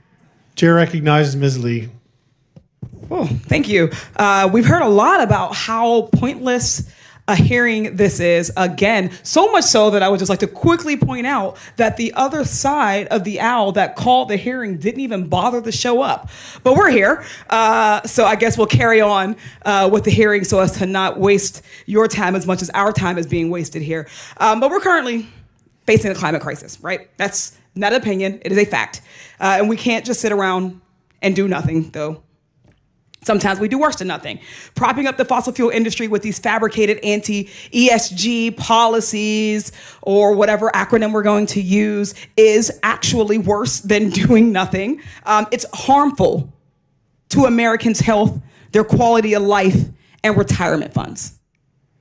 Our future is at stake. And instead of holding a hearing on that actual real crisis, we're wasting our time again on this nonsense. We heard in the last hearing how vital it is to look at the big picture for investments and that long-term growth is the ultimate goal. The anti-ESG policies do nothing more than force blinders on investors and prevent them from considering legitimate risk factors. This past February, a Norfolk Southern train derailed just outside of my district in neighboring Ohio, causing hazardous chemicals to be released into the air and the soil and water in East Palestine. The EPA has since issued an order directing Norfolk Southern to pay EPA's response costs and has filed a complaint along with the U.S. Attorney's Office against the company seeking penalties and injunctive relief. Dr. Rajgopal, will any potential imposed penalties by the EPA affect the bottom line of Norfolk Southern? No. Most penalties tend to be fairly small compared to the social loss imposed by the company, unfortunately. So I'd say it's probably a blip on the stock price, if anything. Maybe not even a blip. Why is it so important for asset managers to be able to consider factors, however, like climate change and to make investments in clean energy technologies when making decisions? So let's go back to the BlackRock, Vanguard, State Street idea. These are so-called universal owners, meaning they hold the stock for 20, 30 years until the stock gets probably displaced from the index. So if the firm misses a quarter, they're not going to sell the stock. So they have to worry about, factors that might affect the future cash flows in the stock 10, 15, 20 years out. That's why you need to have a conversation about like climate risk. Thank you. Republicans want us to look the other way, to ignore when a company is poisoning our ecosystem. Banning ESG investing is the opposite of doing responsible investing. And why is that? What is motivating Republicans to create a problem out of nothing? I think we can find the answer right here on our panel of witnesses. The Heritage Foundation, Texas Public Policy Foundation, and Independent Women's Forum all get their funding from the fossil fuel industry. Dr. Rajgopal, why do you think the fossil fuel industry would fight so hard against ESG factors being considered in investing? Well, changing business models is very hard. So if you ask an oil and gas company to suddenly become or think about a different line of business, the history in corporate America of companies changing course is not very good. Blockbuster had a chance, I think, to buy Netflix twice, still passed on that. And I can go on and on. There's Xerox, there's Kodak, there's so many. So change is hard. let me just add that not only is change hard, but change is in fact inevitable, right? Whether it's hard or not. Current fossil fuel assets are facing an estimated $1 trillion loss over the next 15 years. Their need for a paycheck is apparently more important than ensuring our planet is usable for the next generation. I came to environmental justice not through education, but through necessity. Pittsburgh has some of the worst air quality in the nation on any given day. Allegheny County, specifically the Mon Valley where I grew up, suffers from some of the highest rates of asthma, of cancer, and of other respiratory illnesses. We see corporate polluters sacrifice the health and well-being of our communities for their own financial gain over and over. Yet when we want to consider the environmental impact and how we invest our money, they lobby and they throw money around to stop us. Every person deserves clean air and a livable future. My Republican colleagues need to wake up and get with the majority of Americans who are demanding action on climate change. I yield back. Chair recognizes Mr. Letourneau from Kansas. Thank you, Mr. Chairman. Thank you all for being here. When President Biden introduced his new ESG rule earlier this year, allowing fund managers to invest America's retirement savings into ESG funds without their knowledge, the House and the Senate took bipartisan action to block this reckless proposal from moving forward. Unfortunately, the White House didn't get the message. President Biden used the first veto of his tenure to give large financial institutions the ability to advance his political agenda, which the vast majority of Americans would never endorse at the ballot box through forced investment, skirting due process. The truth is, most Kansans don't want any part of President Biden's ESG agenda, much less with their hard-earned retirement savings at stake. And why would they? The ESG movement forces financial entities and investors to ignore real-world fiscal value for the sake of pie-in-the-sky climate change initiatives. Does a bank comply with ESG practices or prioritize as they should, delivering value to their stakeholders? Energy was the sole sector in the S&P 500 to rise last year, but ESG-aligned funds, which spurn fossil fuel companies by design, unanimously underperformed the S&P 500. Despite this reality, my colleagues across the aisle seem to be just fine with policy which conditions the behaviors of our financial institutions upon arbitrarily contrived ESG scores and puts woke climate change policies over the financial security of hard-working Americans. Mr. Moore, the Census Bureau estimates 25% of Kansans will be 60 or older by 2030. Retirement funds constitute nearly half of mutual fund assets nationwide. Can you briefly elaborate upon the financial liabilities my constituents' golden year savings are exposed to under the Biden administration's ESG standards? Congressman, I outlined in my testimony that the preponderance of the studies show that ESG investing reduces investor return. It reduces the value of the fund. Not hugely, but it does. And so someone who's put a whole lifetime savings, maybe $250,000 or $500,000 in, over their course of their 30 or 40 years of work, you're talking about reducing, perhaps $10,000 or $20,000 the value of their lifetime savings, and that's a real cost to retirees. Now, I think one of the things that's frustrated me a bit about this hearing is that we keep talking past each other. I don't think anybody in this room is against ESG investing. I mean, are you? We're just saying that you can't force people or have them in ESG funds when they don't even know about it, when it's being done without their knowledge. And that's what a lot of these firms are doing. And that's what the Biden administration requirements are doing. They're basically saying you have to get a lower return on your investment. And that's look, I have a big problem because when I talk to clients, people who are clients with these firms, they say, look, I don't want to save the world. I don't want to save the whales. I just want to have a good retirement income. I worked my whole life, and that's what they deserve. And frankly, these firms do have a fiduciary duty to provide them the highest return possible. I'm going to stick with you. Two companies control over 90% of all proxy advisory services. Do you harbor any antitrust concerns over their combined market share? I'm sorry, say that. I missed that. That's okay. I'm talking about antitrust concerns over combined market share. When we're talking about Glass Lewis and ISS control over 90% of all proxy advisory services. Yeah, and anyone can comment on that if they'd like.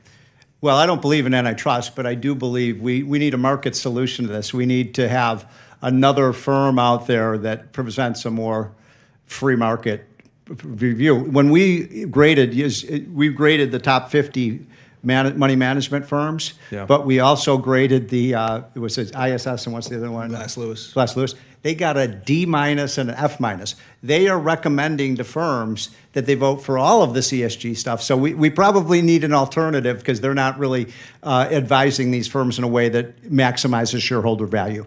To your personal knowledge, are climate change activists using the threat of political action to pressure banks from lending to certain energy and industrial sectors like the fossil fuel industry?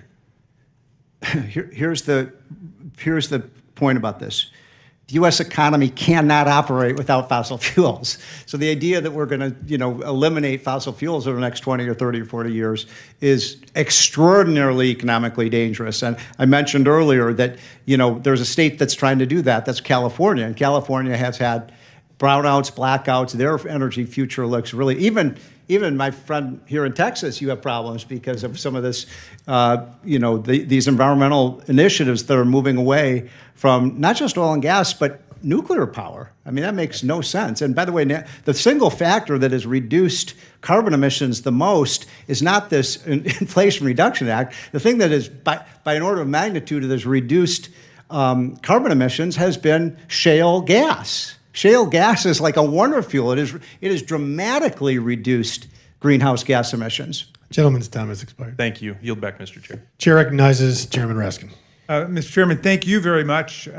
And I feel with this last round of statements, we've reached some enlightenment here.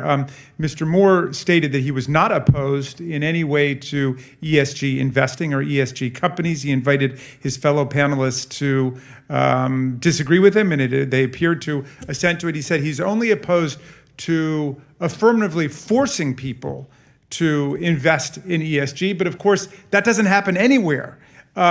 The Department of Labor rule, which I think is the target of their attack, does not impose a mandate on anybody, but permits fiduciaries to consider responsible investing factors if such factors are shown to be prudent and consistent with fiduciary principles. So the department's rule just represents a return to neutrality, precisely what the anti-ESG people don't want in the states. They want to try to exclude ESG companies from consideration. Representative McClain said at the beginning that, well, if investors and asset managers are going to be able to consider environmental and social and governance factors, they might, a company could decide to just make its decisions based on abortion. Well, what do you know? This is America, and we've got economic freedom, and you go online and you can find the Catholic investment portfolio, which excludes abortion. You can find the Timothy plan, which excludes abortion. You can find Ave Maria mutual funds. That's the marketplace. So if you think that your asset manager is violating your rights somehow, you obviously have the right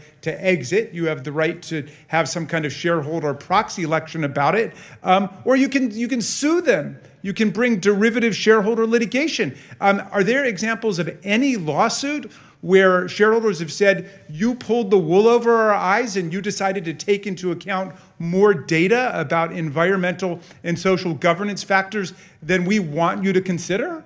Does anybody have any cognizance of any lawsuit like that where someone has won?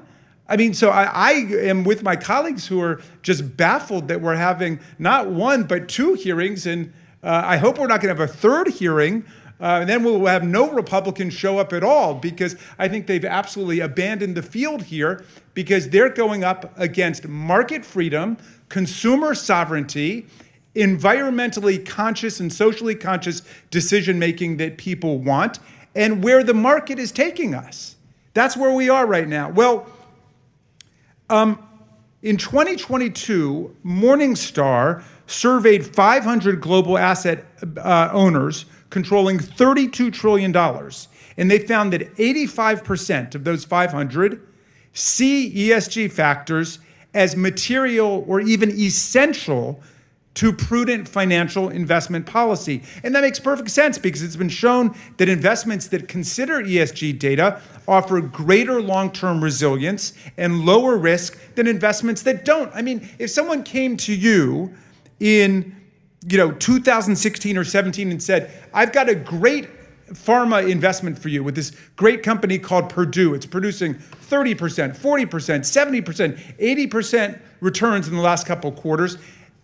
Would you want to know that their business model was getting people addicted to drugs? It's not just that it's socially pernicious. Maybe you don't care about that. You say all you care about is the financial bottom line. But if you care about your financial bottom line, you're going to want to know if that company's going to go bankrupt because of its socially predatory practices. Same thing with, take the Massey Energy Company in West Virginia. If someone said to you, invest in Massey Energy, they're getting staggering profits in 2007, 2008, before the Upper Big Branch mine disaster, which took the lives of 29 workers. And someone said, well, why don't you consider the fact that they've got hundreds of mine safety violations and OSHA violations?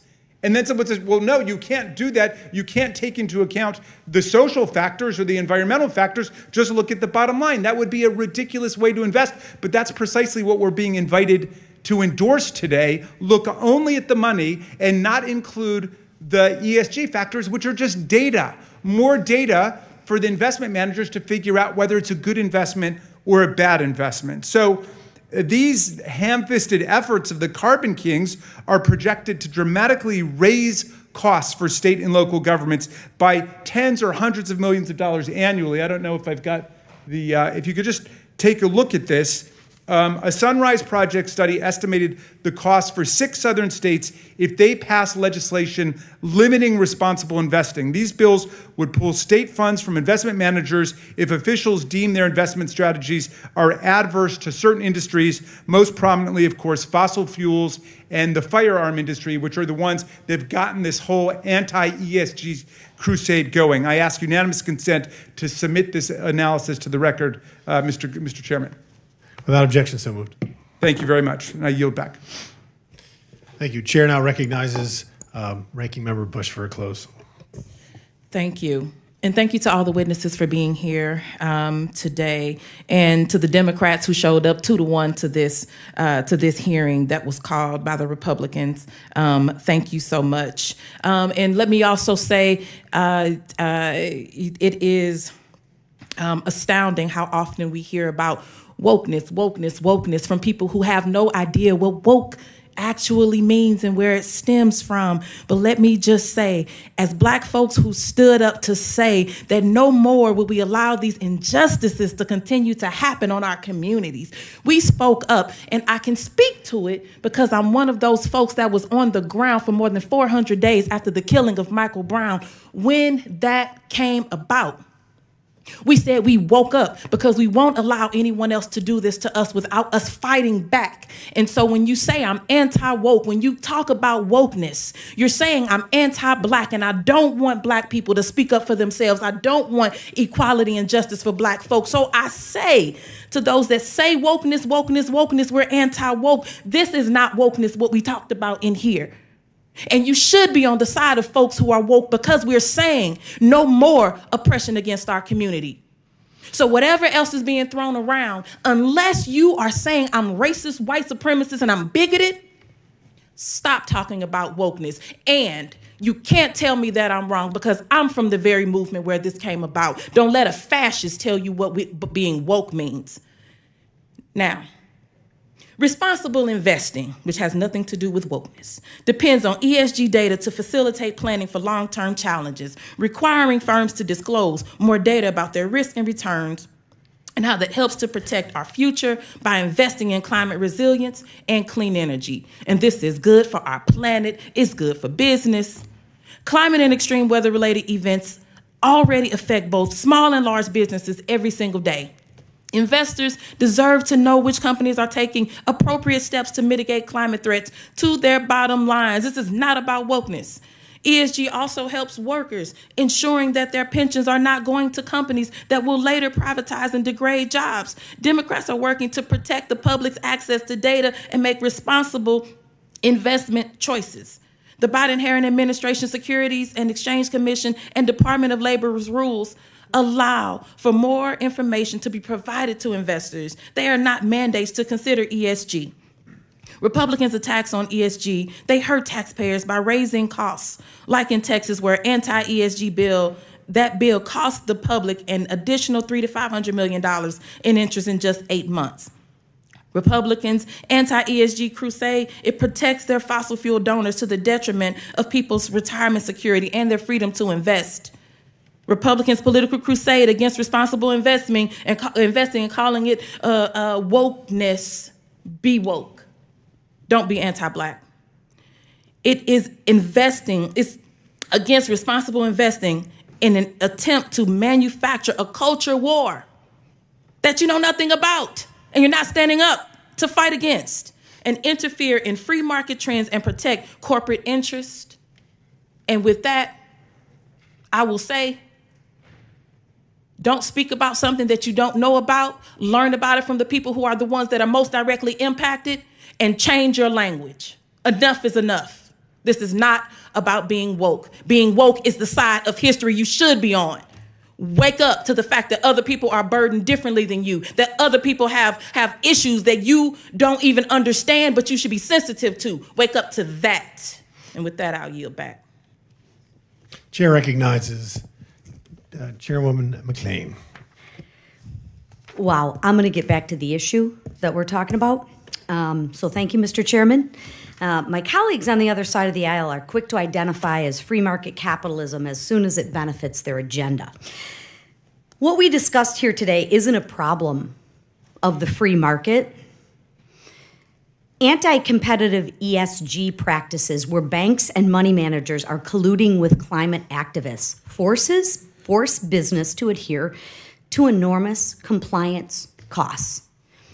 And again, I'm a business owner. I've had to live in this realm. So this isn't a free market. And that's capitalism. That's what we believe in. The free market rewards businesses that account for the interests of their customers and investors. It's simple.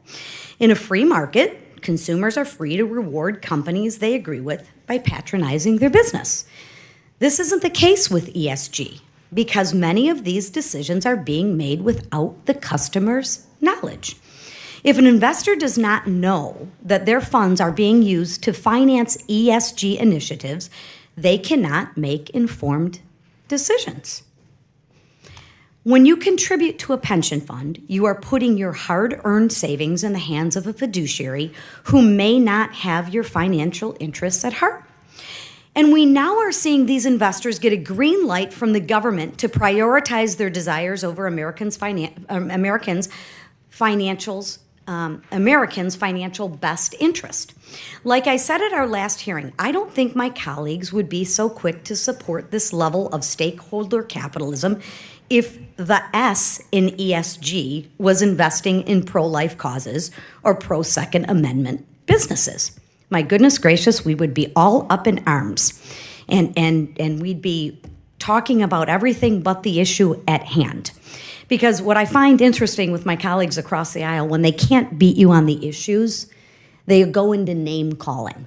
So I would prefer to just stick with the issues and the facts, right? That's why economists do so well, because it sticks with the facts. Rates of return are pretty simple. We don't get into the ideology. You know, to me, it's hypocrisy. And it's a tool to advance the left-leaning policies without the say of the American people. And they try to bully you with the labeling and the name-calling. Well, I'm, for one, not going to be bullied. The facts are the facts. You can call me any name you want to call me, but let's look at the facts. And let's be honest, and let's be transparent. So after all your name-calling is done, that's good. Let's just look at the facts. We've seen today that there's other downstream impacts. It's all plain and simple. Workers are facing situations where they may be fired for not complying with their company's prescriptive DEI measures. From what we've heard today, those measures aren't doing much to improve the viewpoint or employee diversity in these companies. Unfortunately, and ultimately, forced ESG compliance is harming American workers and business. And I'm going to say this again, forced, not free market, not free to choose, because when again, I can't beat you on the issues. I have to go to name calling. I have to go to bullying. All of a sudden, I'm a white supremacist and I'm racist. And no, I'm just talking about the facts. But if you can't beat me on the facts, I guess call me names. So this committee will continue to investigate this matter. And in closing, I want to thank our panelists once again for your testimony and for your commitment to the facts and transparency. And with that, Mr. Chairman, I yield back. Chair recognizes Chairman Raskin for close. Thank you, Mr. Chairman, for that kindness. I think I pretty much said what I had to say, but I want to thank you for having this discussion. I think it's been clarifying that nobody's opposed to ESG investing. Nobody's opposed to those who want to invest only in companies with a pro-life agenda, and we found a bunch of those. That's the free market. And really, we don't need congressional hearings or congressional action to interfere with the free market, because people control their own assets, people control their own investment, and I agree that we need more corporate transparency. I would think our next hearing should be about whether corporations are giving campaign contributions and engaging in campaign expenditures without consulting the shareholders, because I think that's a real problem with transparency. There's a lot more transparency in what we're talking about today than there is with what companies are doing in terms of involvement in politics. But thank you for having this very illuminating and productive hearing, and I yield back to you. Thank you, Mr. Chair. So, several things we heard, adjectives and pejoratives, very incendiary, unfortunately. Gaslighting, MAGA extremists, or MAGA insurrectionist Republicans, big corporate profits at all cost, anti-black, fascist, etc. I can tell you what I am, personally. I'm anti-socialist, I'm anti-Marxist, I'm anti-communist, I'm pro-merit, pro-opportunity, pro-liberty, pro-American. And I'll never apologize for that, because the most important diversity we have is the diversity of thought. I don't care what you are, I care who you are. And it's about opportunity in this country. And yes, we have in our time fallen very short, obviously, in our history, but we're getting so much better. And the things that some of these folks that use these pejoratives, they're worried about, are fortunately incredibly diminishing phenomena every single day.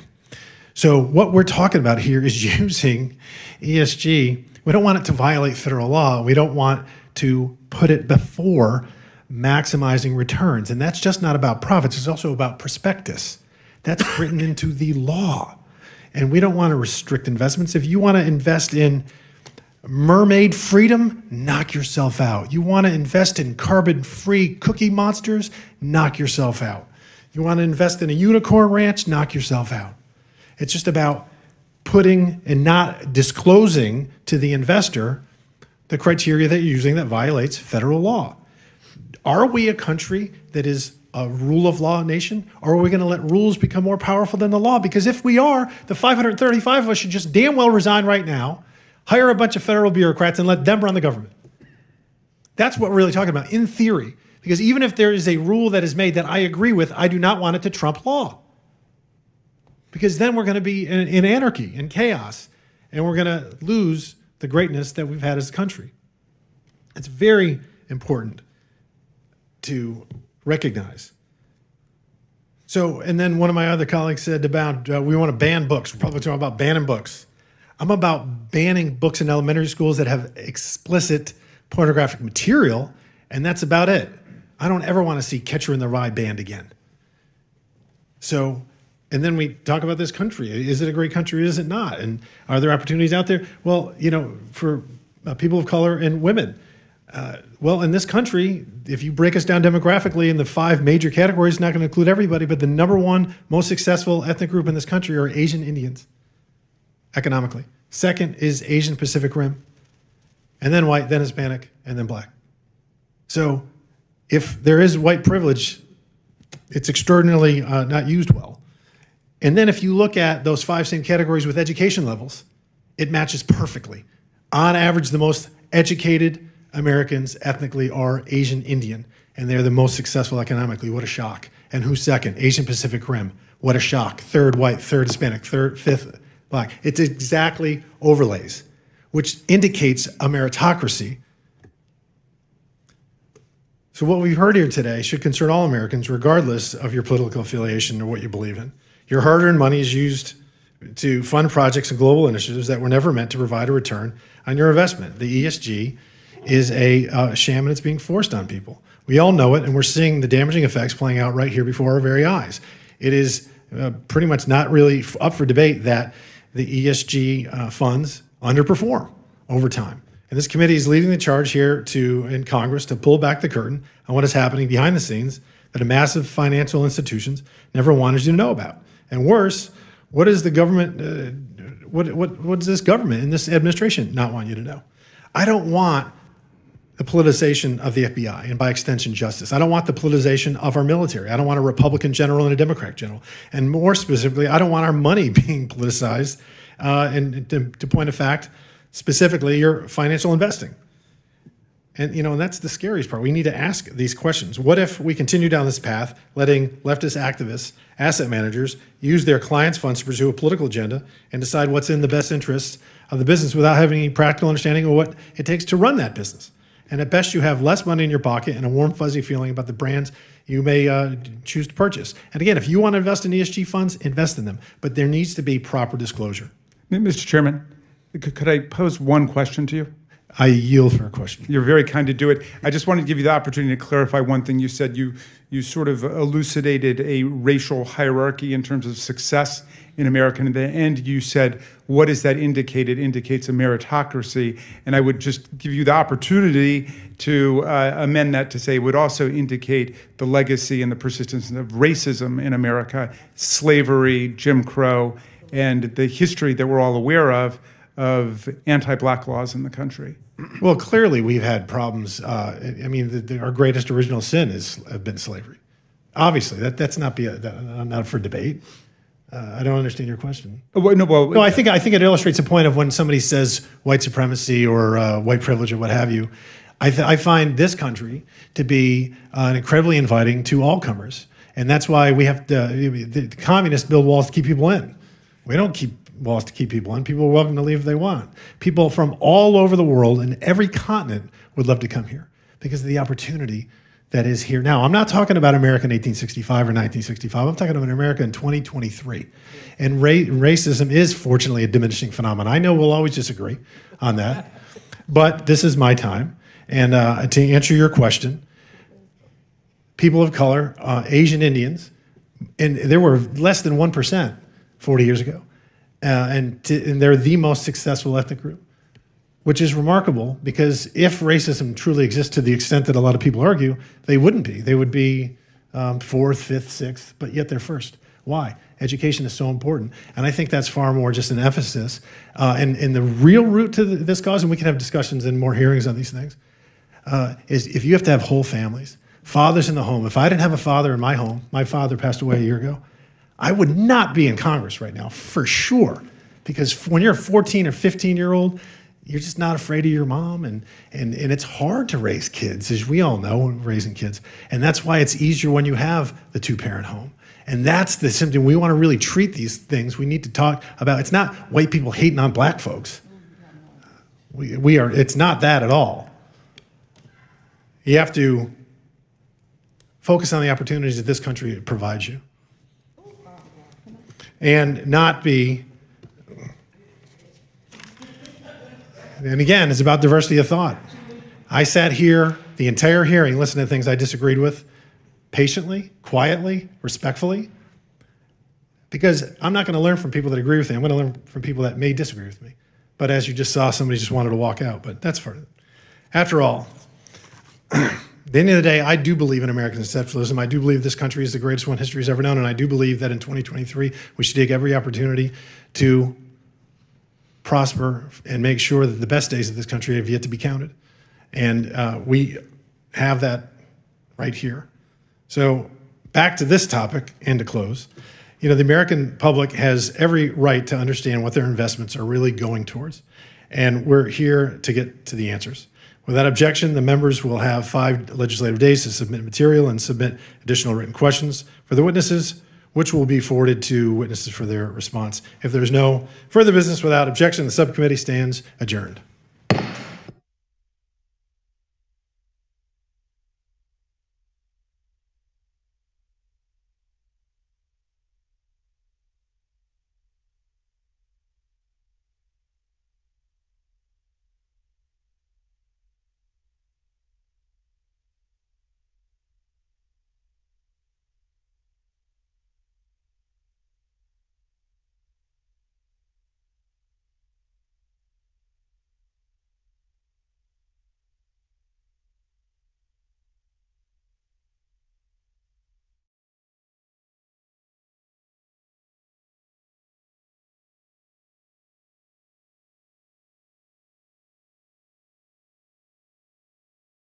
A Russian man claiming to hold top-level secrets about Russian advanced bombers has just turned up at the U.S. southern border, seeking asylum.